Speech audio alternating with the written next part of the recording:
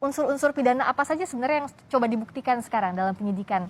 Apakah afiliatornya bisa kena kalau terbukti apa misalnya, atau hanya penyedianya saja yang bisa terkena pidana? Ya, tentu kita setelah melakukan pemeriksaan terhadap para korban, juga saksi dan saksi ahli, kita masih fokus terhadap saudara Ika. Ini karena laporan polisinya kepada saudara Ika, di mana terhadap saudara Ika ini kita bisa menduga kasus yang dilakukan, dugaan tindak pidananya adalah judi online. Kemudian selain judi online juga di dalamnya ada penyebaran berita bohong atau hoax. Baik judi online maupun berita bohong ini melalui media elektronik. Tentunya kita menduga tindak pidana ini kita akan menjerat dengan Undang-Undang ITE. Selain itu juga kita akan menjerat dengan tindak pidana pencucian uang. Ya. Tapi ini dugaan, sekali lagi masih dugaan. Dan juga penipuan. Pasal 378 KUHP, ya. Nah, sehingga setelah mengumpulkan bukti-bukti dan juga memeriksa saksi-saksi, maka untuk mempercepat proses atau mengoptimalkan proses penyidikan, proses ini ditingkatkan ya statusnya. Penyelidikan menjadi penyidikan, gitu ya. Tapi sekali lagi proses ini masih berlangsung. Ya. Kasus Binomo.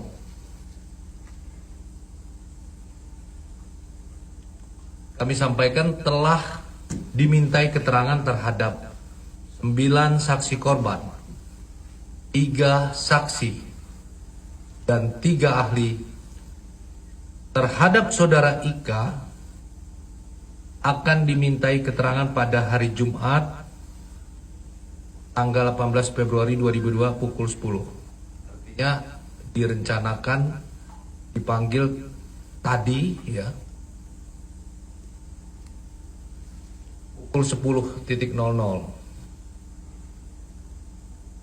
Akan tetapi yang bersangkutan tidak hadir dengan alasan yang bersangkutan berobat ke luar negeri, sehingga mengajukan penundaan dan yang bersangkutan bersedia untuk dimintai keterangan pada tanggal 25 Februari 2022. Kemudian hari ini Jumat tanggal 18 Februari 2022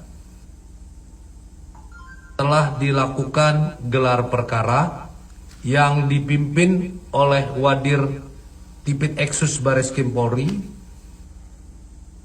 dengan hasil bahwa dugaan terhadap tindak pidana judi online atau penyebaran berita bohong atau hoax melalui media elektronik dan atau penipuan, perbuatan curang dan atau tindak pidana pencucian uang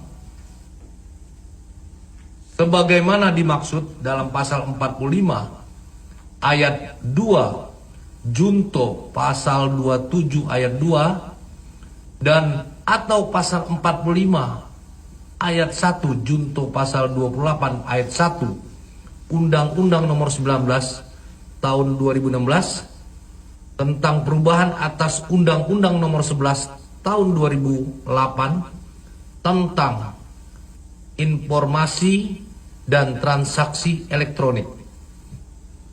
Pasal 3, Pasal 5, dan Pasal 10 Undang-Undang 8 tahun 2010 tentang pencegahan dan pemberantasan tindak pidana pencucian uang dan atau Pasal 378 KUHP junto Pasal 55 KUHP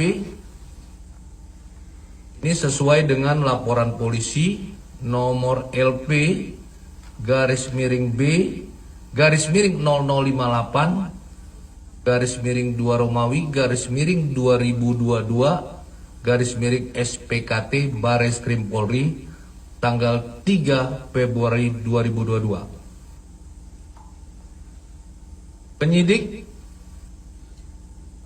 menemukan peristiwa pidana dan pidana judi online atau penyebaran berita bohong atau hoax melalui media elektronik dan atau penipuan, perbuatan curang dan atau tindak pidana pencucian uang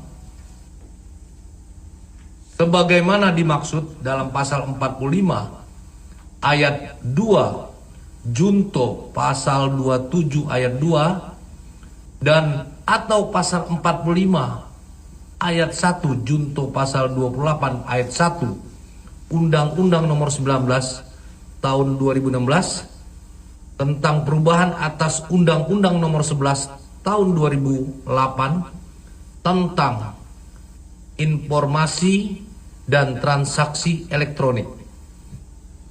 Pasal 3, Pasal 5, dan Pasal 10 Undang-Undang 8 Tahun 2010 tentang pencegahan dan pemberantasan tindak pidana pencucian uang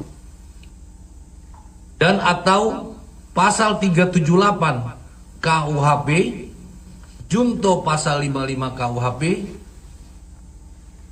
ini sesuai dengan laporan polisi nomor LP _B _ 0058 _ 2 Romawi _ 2022 _ SPKT Bareskrim Polri tanggal 3 Februari 2022. Penyidik menemukan peristiwa pidana dan penyidik telah meningkatkan statusnya dari penyelidikan menjadi penyidikan. Demikian teman-teman yang kami sampaikan. Terima kasih atas perhatiannya. Indra Kents terlapor kasus dugaan penipuan berkedok trading binary option dalam aplikasi Binomo kembali mangkir dalam agenda pemeriksaan di Bareskrim Polri. Bareskrim Polri mengatakan dari hasil gelar perkara penyidik telah meningkatkan status kasus ini ke penyidikan. Kasus dugaan penipuan berkedok trading binary option dalam aplikasi Binomo dengan terlapor Indra Kesuma alias Indra Kents memasuki babak baru. Bareskrim Polri disebut telah meningkatkan status kasus ini dari penyelidikan ke penyidikan. Untuk itu, Bareskrim kembali menjadwalkan pemanggilan terhadap terlapor Indra Kents hari ini. Sementara itu, Indra Kents dipastikan tidak memenuhi panggilan ketiga Bareskrim hari ini. Alasannya, pria asal Medan, Sumatera Utara itu dilaporkan masih berada di Turki. Hal itu dikonfirmasi oleh kuasa hukum Indra Kents. Karena klien kami Indra Kents lagi di luar negeri berobat, mengontrol, maka kami belum bisa memenuhi panggilan tersebut dan kami telah mengajukan permohonan untuk reschedule ke Bareskrim. Jadi mudah-mudahan klien kami minggu depan sudah bisa diambil keterangannya. Sebelumnya, Karopenmas Divisi Humas Polri Brigjen Pol Ahmad Ramadan mengatakan penyidik telah memeriksa 15 saksi dalam kasus Binomo. Kasus dugaan penipuan berkedok trading binary dalam aplikasi Binomo mencuat setelah 8 orang korban melapor ke Bareskrim Polri. Para korban mengaku mengalami kerugian hingga total 2,4 miliar rupiah. Dalam rapat kerja Komisi 6 DPR RI akhir Januari lalu, Menteri Perdagangan Muhammad Lutfi sebelumnya telah menegaskan segala bentuk trading berupa Binomo adalah skema Ponzi dan merupakan tindak kriminal. Ketika itu transaksi keuangan dengan efek itu adanya di OJK.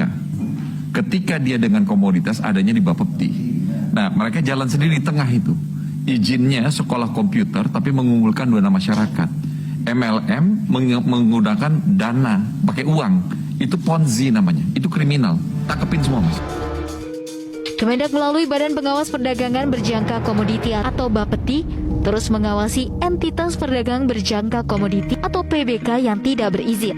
Dalam jangka waktu Januari hingga Agustus 2021, Bapepti telah memblokir 954 domain web yang tidak berizin. 5 diantaranya merupakan domain Binomo. Menurut OJK, situs Binomo yang masuk situs foreign exchange atau forex tidak memiliki izin dan masuk investasi bodong.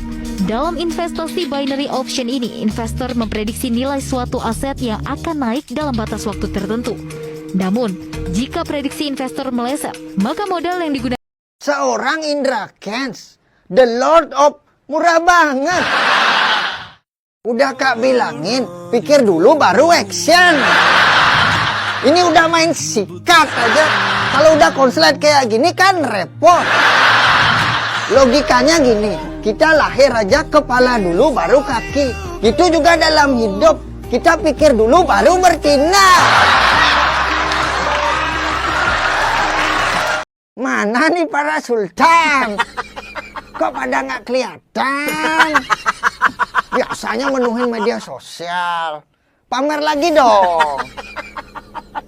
Kita sebagai rakyat jelata butuh asupan kemewahan. Oh ya, NFT Kak masih ada loh. Harganya cuma 1M.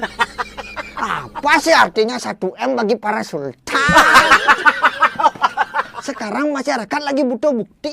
Mana yang sultan beneran dan mana yang sultan karbitan.